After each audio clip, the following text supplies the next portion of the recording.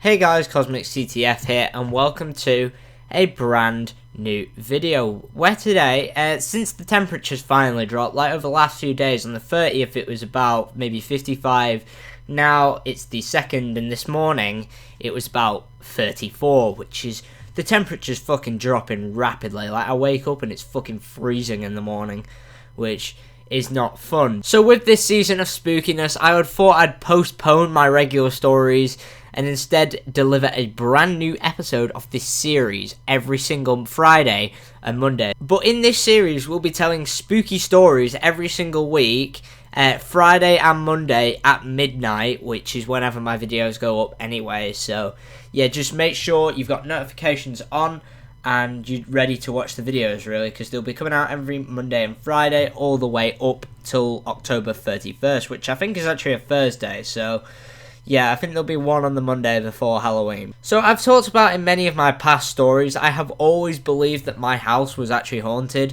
So all members of my family have all seen things in the house and have various other paranormal encounters. But that's not what we'll be talking about today, my friends. Instead, we'll be talking about ghost stories that have happened to my family. So before we begin, I think it's essential that you guys have some backstory to my family. So my dad was actually born in Northern Ireland and lived there for around 6 to 10 years before moving to England. My family are strict Roman Catholics and have always gone to church on a Sunday, and overall, I would say we've been pretty good Catholics over the years. So now this story involves the theme of Ireland and my granddad. So as I said, I'm not from Ireland, I am half Irish. My dad was full Irish, my mum is English. So my nana and granddad, as well with my dad and his 3 siblings, all moved to England from Northern Ireland in 1975. But the Irish traditions and belief kind of never really left the family. So, and today we all talk of traditions and superstitions of the family. Like, we always make jokes about it and stuff. We always talk about, like, oh, our family in Ireland and stuff. Like, my granddad doesn't actually have that many family members. He only has his uncle, really. And he was on his mum's side, so he's not, like, the same. He hasn't got the same last name as me. So yeah, usually when we talk about the family in Ireland, we talk about, like, my nana's siblings and stuff like that. I think my nana has a few sisters. I've never really met them, but, you know.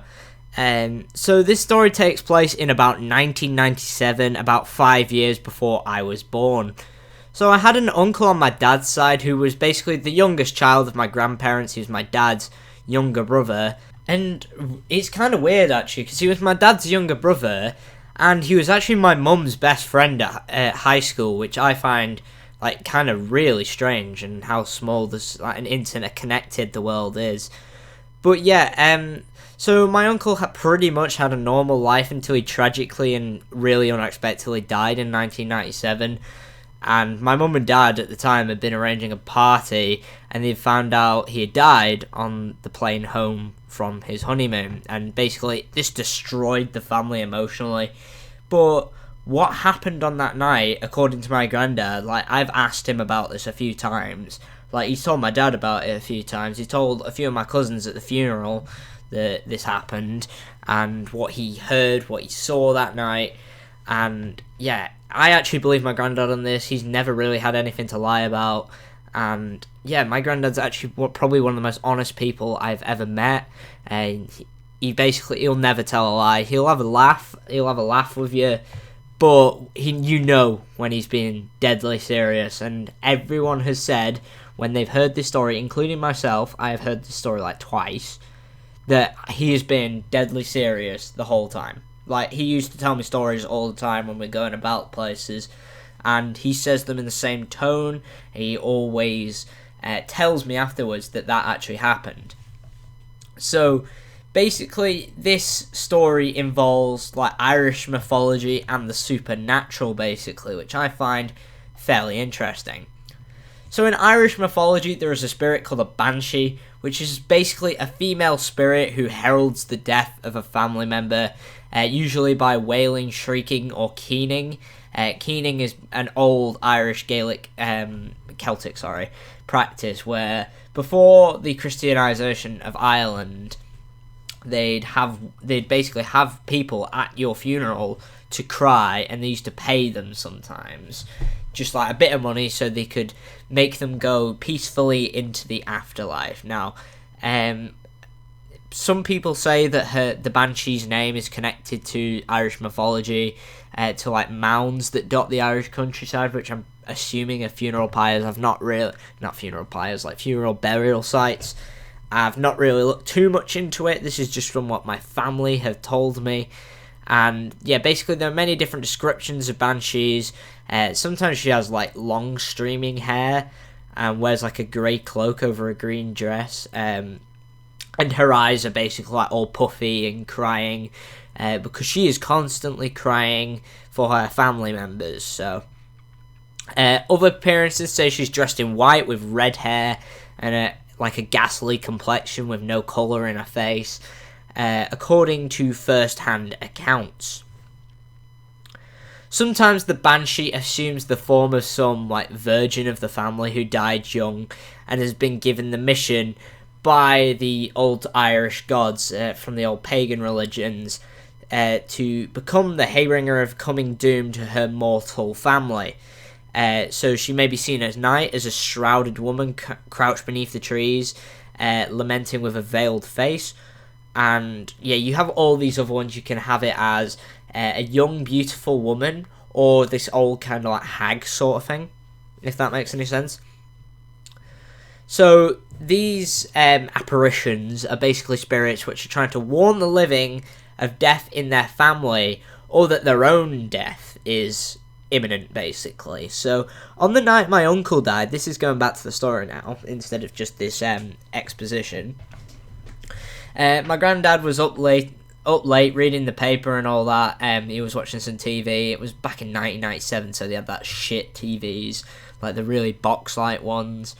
We had those up until like 2009 at my nana's house. Like whenever we used to go, we used to play PlayStation on them, which is quite funny. He basically read the paper and went outside to smoke a cigarette. He came back inside. Like I don't even know why he gave me half of this like background to the story, but he did.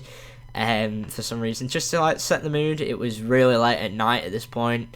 And he was basically getting into bed after going inside. So it was around 1:20 in the morning when he got into bed, and he then started to kind of hear like a soft crying sound, which gradually got louder and louder, and all he could hear was just wailing. So I'm gonna give you an example. You know when, like, in films, like if you've ever watched like a plague documentary, I know this is a really weird analogy, but when you watch the plague documentaries, there's always people like screaming because their loved ones have all died and shit because of the Black Death.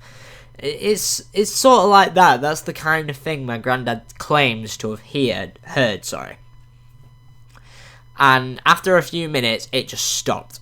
So after like maybe 3 to 4 minutes of just this spirit wailing and crying about what we know now to have been my uncle's death, that's what my granddad believes.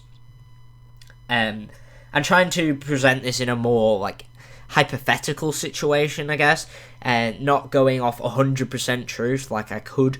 I want to go down a more logical route with these, but when it comes to my own experiences, like, I don't know how to explain them in this, and then neither does my granddad in this situation. But yeah, so after like 3 to 4 minutes of just continuous crying and keening, the noise just stops, and my granddad basically just says, he like leans over to my nana and just wakes her up and just asked if she had heard anything, which he said that she hadn't because she had been asleep. But apparently, my nana, I asked them on Sunday about it, and apparently my nana did hear something that night. Like, the crying, but she had been asleep in, like, a dream, like, in a trance state sort of thing.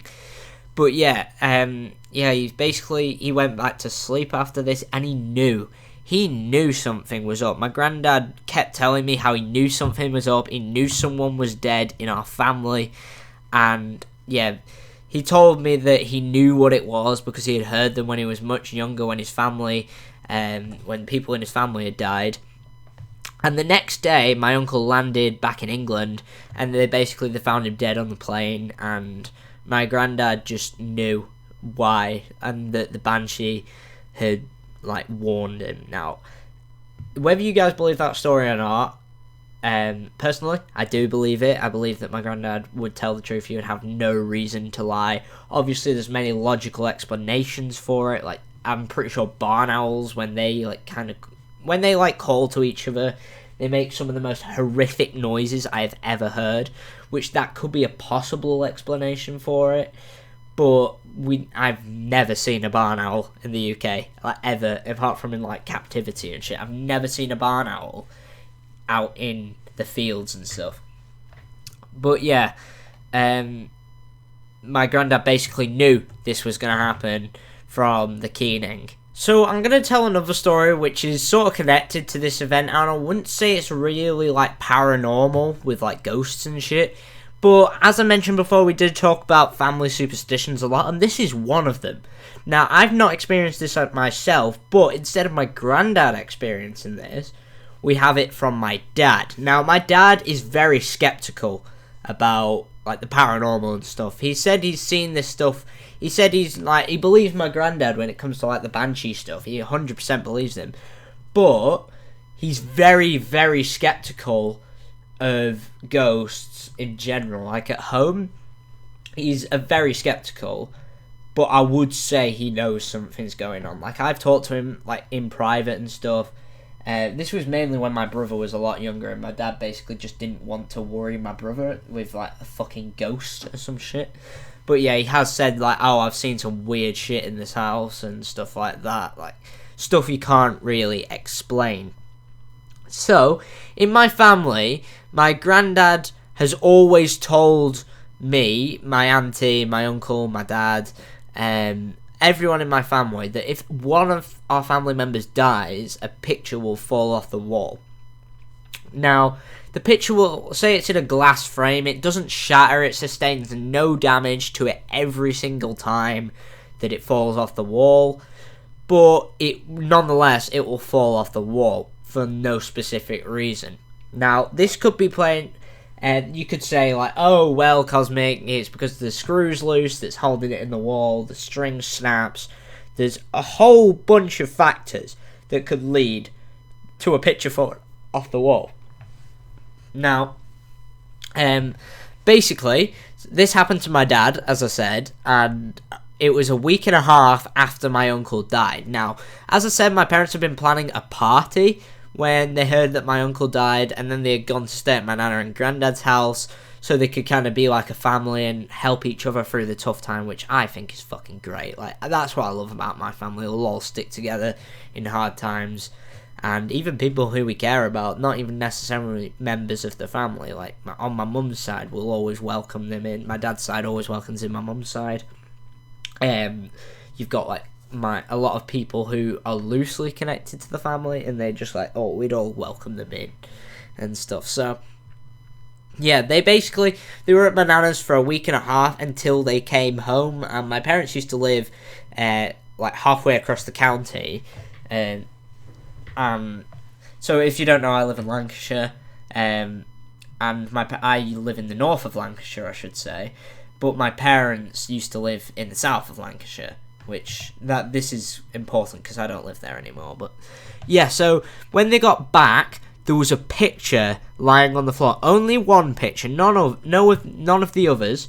My parents used to have loads of photos just lying about the house, but only one was lying on the floor. And my dad actually still has this picture in its frame in the office downstairs, which is to do with when my uncle and my dad's friend were working in. I'm not going to say the place because we were working in the Bay Area, which is it's about maybe 15 miles away from us. It's not too far. There's like a Bay Area in England where my uncle and my dad's friend were working, and it's like a newspaper article of them two stood there. Like, my uncle's in the digger, and then my dad's friend's kind of looking there, shouting at everyone. So yeah, so when my dad got back, this photo was laid on the floor, and there was absolutely no reason as to why it had fallen. Like, my dad had checked, the string was unbroken, it hadn't slipped, it had been securely on, my dad says, The picture frame had no damage on, the glass was not smashed, no other pictures were falling over, the screw was still tightly in the wall. So what the fuck happened? Like, this just confuses the hell out of me. Like, I don't really understand it. So basically, after that, my dad went to my granddad and told him why that the picture had fallen off the wall when they got back. And my granddad, he instantly knew. He'd been telling them for God knows how long that when a member of our family dies, a picture will fall off the wall. And he just basically said calmly to my dad, I told you, it's been happening for hundreds of years, sorry. And yeah, I just, like, my granddad was just so calm about it. He knew why it happened instantly. And yeah, I believe both my dad and my granddad in both these stories. Even though they are family, I will say there is a little bit of skepticism within me. But in the end, I do mainly believe that this happened. So yeah, none of the stories you have heard today are actually any of my own, which is, you know, kind of disappointing. But on Monday, you'll hear some of my own encounters with, like, ghosts and shit, which are probably even scarier than this one, to be honest, which is, it's less to do with, like, death and just actually hearing things, having a presence near you and stuff. And yeah, as I said, it's some of the most terrifying things that have ever happened to me. But yeah, that's going to be it for today's video here. If you did enjoy, please do leave a like and subscribe. There should be some more videos coming pretty soon. New episode of Cosmic Transcendent Tales on Monday, hopefully. And yeah, I'll see you all in the next one.